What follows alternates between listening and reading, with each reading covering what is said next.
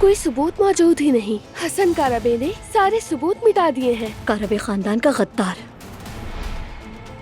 क्या कुछ पता चला? हमने गोदाम देख लिए हैं, मगर बिल्कुल खाली हाथ लौटे। जी जी अम्मी जान, बस जरा एक बार शादी हो जाए, फिर उसके बाद इंशाल्लाह मैं भी अब आप लोगों के साथ रहना चाहता हूँ अम्मी जान। जेवदत, क्या तुम हमें छोड़कर जर्मनी जा रहे हो?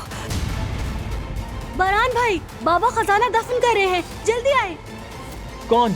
हसन चाचा? तैयार हो जाओ, जा रहे हैं। हाँ, मैं आजाद हूँ ना अब। फराब, फौरन हवेली पहुंचो, इमरजेंसी है।